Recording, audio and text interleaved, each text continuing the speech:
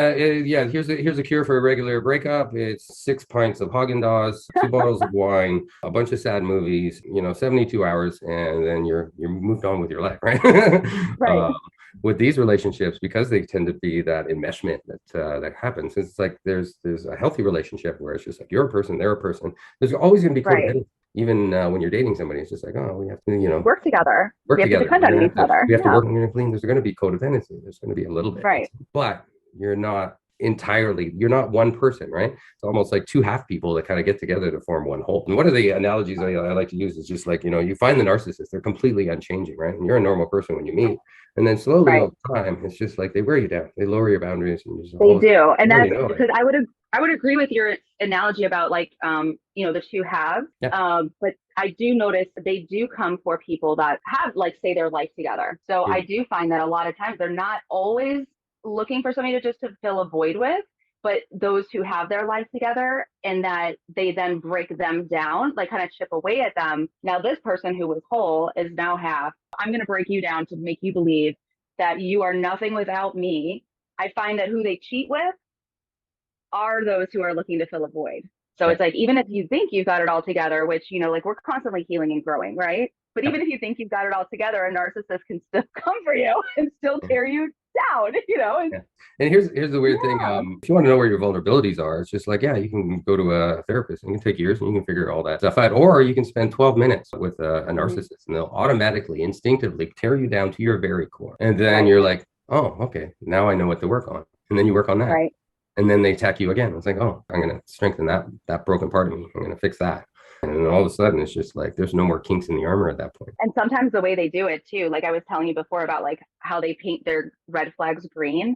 Like they know they have red flags. I 100% believe that, but they paint them green Mhm. because they don't want anybody to realize hurting inside and they're very hurtful people. And so while they're in the process of tearing you down, they do it in such a way that it's not like, oh, you're so insecure. It's, oh, I really don't like that shade of lipstick on you. The tone and the manner and the way of which they do it is so much different than just a blatant, obvious way. And so that's what I Mhm. mean by like painting the red flags green because this is odd. Like and then I would, and for me, I'm a communicator. I want to understand because I want to give the person the benefit of the doubt. It's their life, their choices. Like then I talk to them and they make it green. And it does make sense with everything that they're saying, although everything that they're saying is actually not the truth. It's just the green paint going over the red flag.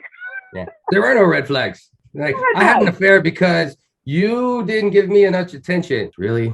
Really? That's your excuse for the affair. Really? Right. Or the boohoo, like the feeling sorry for them. And like one of the things I definitely recognized afterwards, he hated me crying after the abuse I experienced. He saw me as using my tears as manipulation because he would cry to manipulate me. So when I would cry, even though I was like actually crying for real reason, he saw that as manipulation. And that's why my tears would make him angry because Mhm. that's all he knew of himself is that he cried for manipulating me, you know? They also see it So as a sign of weakness, right? They tear people yeah, down, and then when they tear them down, it's just like, you're oh, supposed to still be a pillar.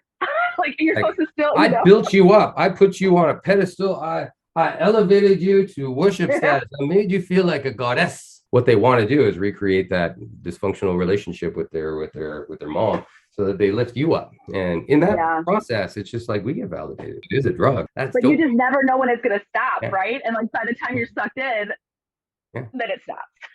Yeah. And then their goal is to tear you down. And they don't actually feel good until they see you like sniveling on a pile of snot. And for them, there's that little power moment.